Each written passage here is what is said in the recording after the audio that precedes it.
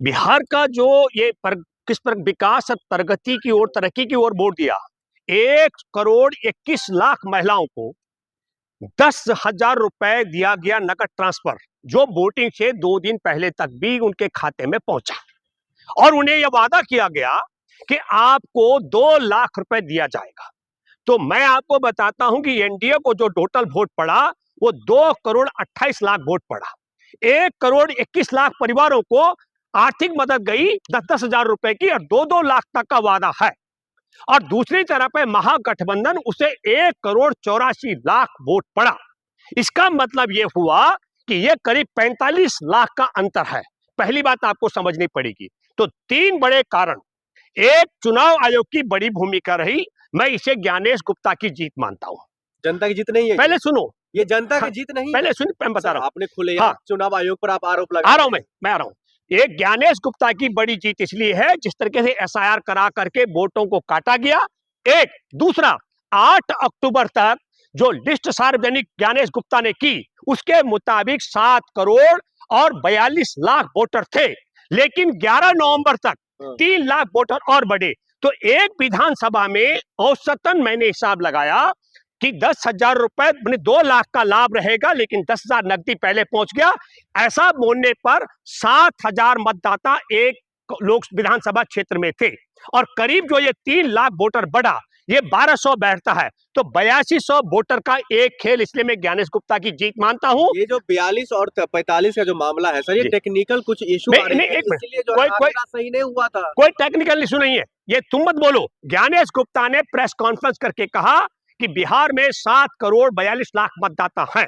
एक बात, इसलिए मैं कह रहा हूं। दूसरा महत्वपूर्ण, ज्ञानेश गुप्ता का जिम्मेवारी क्या था कि चुनाव प्रक्रिया शुरू हो गई है, नकदी ट्रांसफर का खेल नहीं चलना चाहिए। एक, दूसरी बात मैं ये कहना चाहता हूं, इसमें बड़ी भूमिका, वो बड़ी भूमिका है हमारे बिहार में दूसरे चरण का चुनाव था 11 नवंबर को, और 10 नवंबर को शाम को 6:15 बजे दिल्ली में बम फट जाता है। मैं ये दावे के साथ में कह सकता हूं कि दिल्ली में बम फटने से एनडीए गठबंधन के वोट में इजाफा हुआ। नंबर 2, इसका मतलब हुआ कि दिल्ली पुलिस के मुखिया सतीश गोलचा और दिल्ली में गृह मंत्री अमित शाह से लेकर एनआईए, सीबीआई, आईबी, ये सब जो चीफ थे, ये क्या कर रहे थे। और फिर ये मत कहना कि आतंकवादी आया, उसे आतंकवादी बताने में 72 घंटे लगे मोदी सरकार को। हमारे दिल्ली में 2 दर्जन से ज्यादा लोग घायल हो गए, 1 दर्जन से ज्यादा लोगों की जान चली गई, लेकिन मोदी सरकार उसे आतंकी हमला नहीं मान रही थी। क्यों? जांच एजेंसी है, तमाम संस्थान है, क्या वो बिना मतलब किसी जांच पड़ताल के ही कोई भी संगठन है, कोई भी हमला को वो आतंकी हमला कह देंगे? एक मिनट, क्या जांच एजेंसी को टाइम नहीं मिलता? मैं चांदनी चौक गया हूं।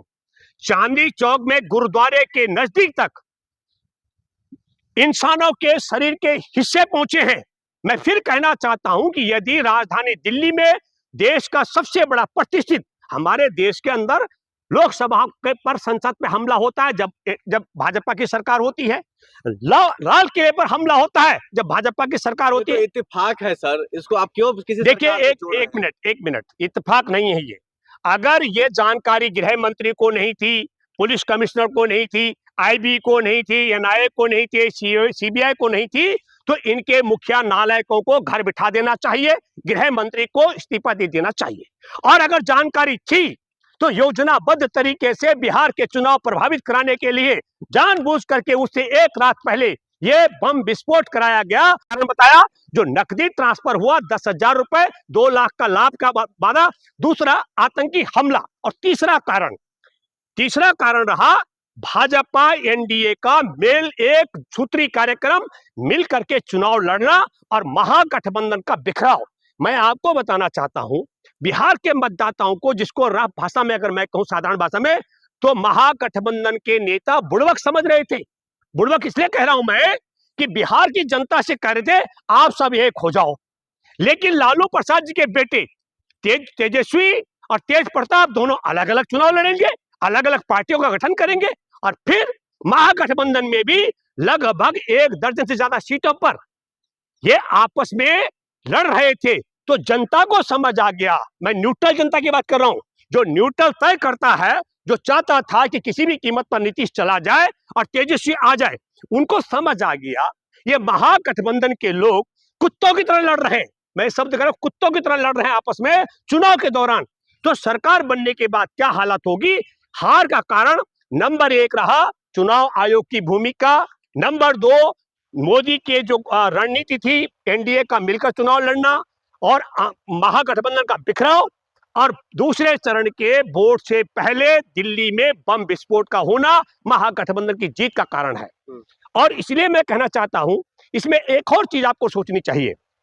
ये नकदी आपको, आप लोगों को लगता होगा क्योंकि आप भाई पत्रकार हैं, आपके लिए 2 लाख रुपए छोटी रकम होगी, लेकिन बिहार का जो मजदूर यहां से लेकर आसाम तक, बंगाल तक, कलकत्ता तक, तमिलनाडु तक, और मैं कहता हूं उत्तराखंड तक, हिमाचल तक, नागालैंड, मिजोरम तक मजदूरी करने जाता है, जब उस मजदूर को यह बताया जाएगा कि तेरी पत्नी को 6 महीने के अंदर 2 लाख रुपए दिए जाएंगे, वो किसको वोट करेगा।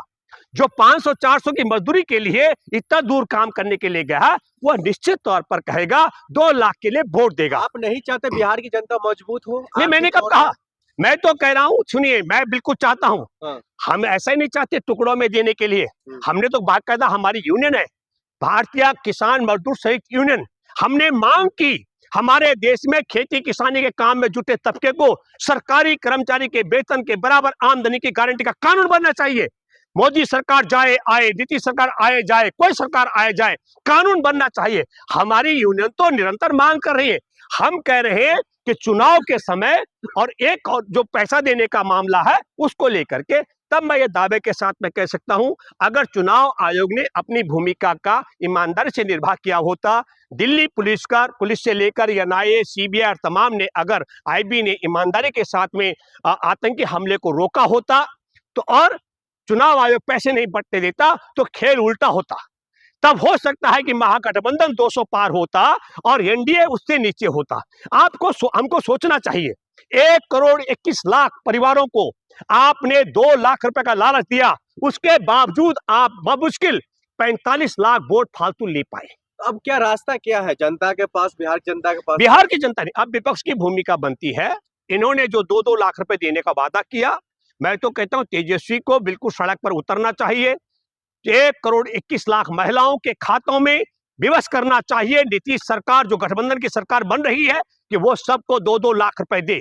इसके लिए सड़क से लेकर सदन तक इनको आर पार की लड़ाई लड़नी चाहिए, ये मैं बात करता हूं। एक दूसरी बात कि हमारे देश में न्यायपालिका की जिम्मेदारी बनती है।